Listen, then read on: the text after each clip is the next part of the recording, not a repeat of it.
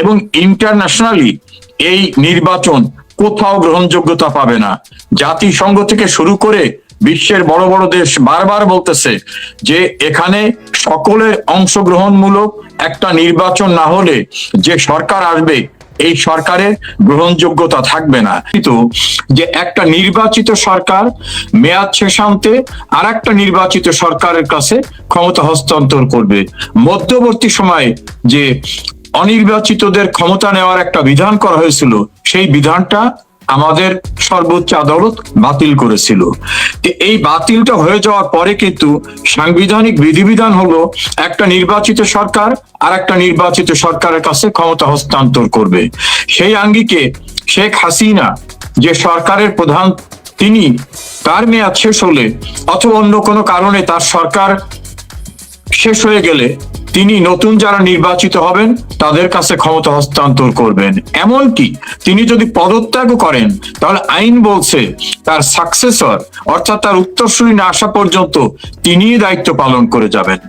এই প্রেক্ষাপটটা আইনের এই কারণে বললাম, ইউনূস সাহেবকে 5 অগস্ট একটা জঙ্গি হামলার ভিতর থেকে শেখ হাসিনার জীবন যখন বিপন্ন হতে পারে তখন সরকারি ব্যবস্থাপনায় তার নিরাপত্তা দায়িত্বপ্রাপ্ত ব্যক্তিরা তাকে বাইরে সরিয়ে নিয়ে আর একটি রাষ্ট্রে রেখে এসেছেন প্রধানমন্ত্রীর প্রোটোকলে, প্রধানমন্ত্রীর মর্যাদায়, সরকারি যানবাহনে অর্থাৎ মিলিটারি যে বিমান সেই বিমানে করে তাকে নেওয়া হয়েছে।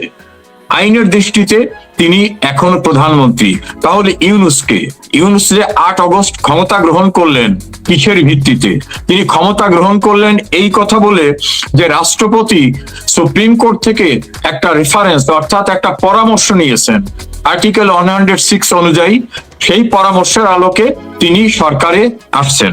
এখন আমার কাছে সেই ডকুমেন্টটা আছে, সেখানে আমাদের সুপ্রিম কোর্ট বলছে ক্রান্তিকালে জরুরি নির্বাহী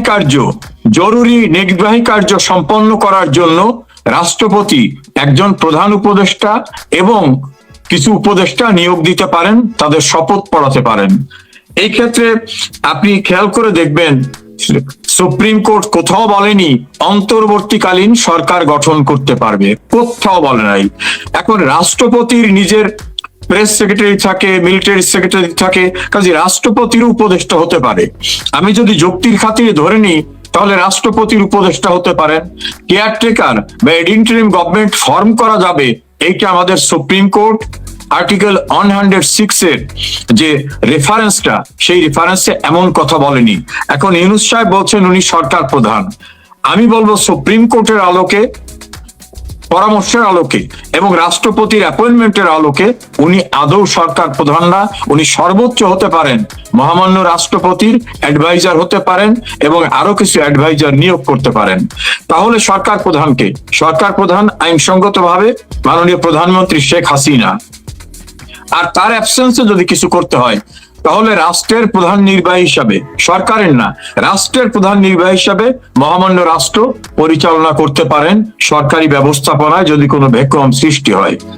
এই আঙ্গিকে বর্তমানে ইউনূস সরকার যে নির্বাচন অনুষ্ঠান করতে যাচ্ছে, আমাদের যে কোনো নির্বাচনের যখন একটা ঘোষণা দেওয়া হয় ইলেকশন কমিশন থেকে, তখন কিন্তু বলা হয় যে সংবিধানের এত অনুচ্ছেদ অনুসারে এই কারণে আমরা জাতীয় সংসদ নির্বাচনের তফসিল ঘোষণা করতেছি।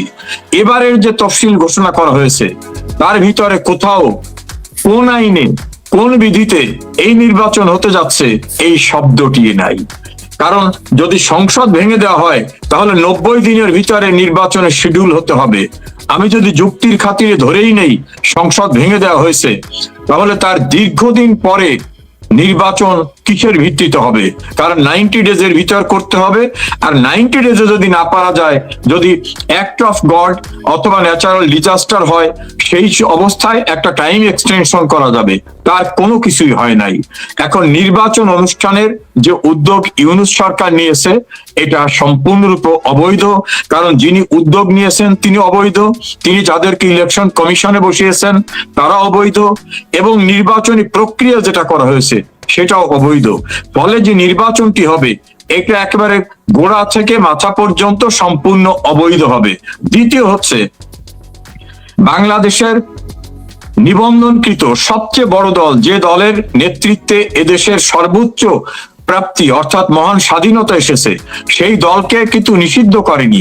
দলের কার্যক্রমকে স্থগিত রেখে আমাদেরকে নির্বাচন করতে না দিয়ে একতরফা সাজানো পরিকল্পিতভাবে বানোয়াট একটা সিলেকশনের নির্বাচনের দিকে তারা যাচ্ছে। কাদেরকে নিয়ে? আমার মুক্তিযুদ্ধে যারা বিরোধিতা করেছিল, যারা এখনো বাংলাদেশে সেই অপরাধের জন্য ক্ষমা চায়নি তারা, এবং বিভিন্ন সময় মুক্তিযুদ্ধ বিরোধীদেরকে যারা পুনর্বাসিত করেছিল সেই বিএনপি, এদের সমন্বয়ে একটা নির্বাচন করতে যাচ্ছে। ফলে এই সংসদ নির্বাচনটা কোনোভাবে লেজিটিমেট রাইটে পড়ে না, লতে পড়ে না, কনস্টিটিউশনে পড়ে না। দেন আপনি যেটা বলেছেন মোস্ট ইম্পর্ট্যান্ট হচ্ছে গণভোট। আমাদের সংবিধানে গণভোট বলতে কিছু নাই, কোথাও নাই।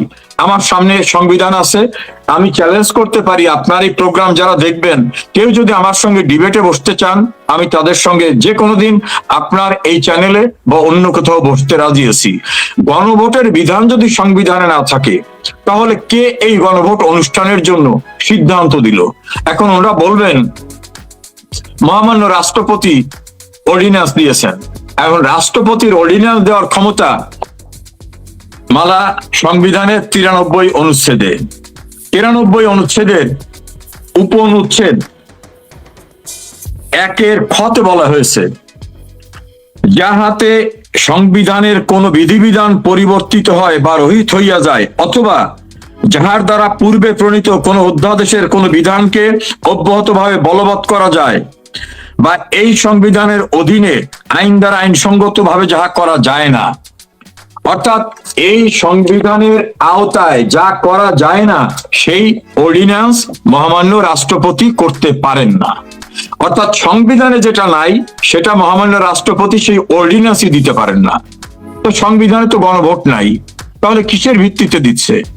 রাষ্ট্রপতিকে যদি বন্দুকের নলের মুখে ধরে, অথবা তাকে চামড়া খুলে ফেলবো, অথবা তাকে বঙ্গভবন থেকে বের করে দেব, অথবা তার সমস্ত এমপ্লয়ীদের সরিয়ে নিয়ে তাকে ভয় দেখিয়ে যদি কোনো অর্ডিন্যান্সে স্বাক্ষর করানো হয়, অথবা চাপের মুখে অন্য কোনো ভাবে স্বাক্ষর করানো হয়, সেটা আমাদের সংবিধানের পরিপন্থী। ফলে এই গণভোট অনুষ্ঠানের আইনগত কোনো ভিত্তি নাই। এখন ধরেন কোন শ্রোতা বলতে পারে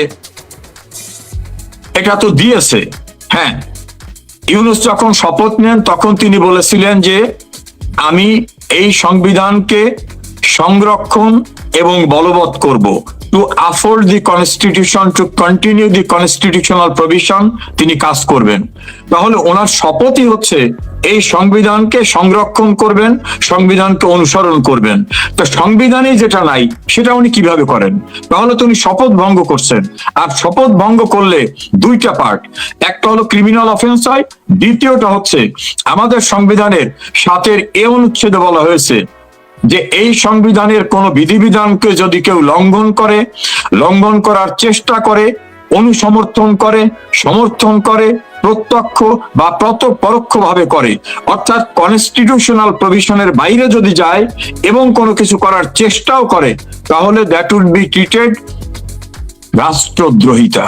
রাষ্ট্রদ্রোহিতার সর্বোচ্চ সাজা মৃত্যুদণ্ড।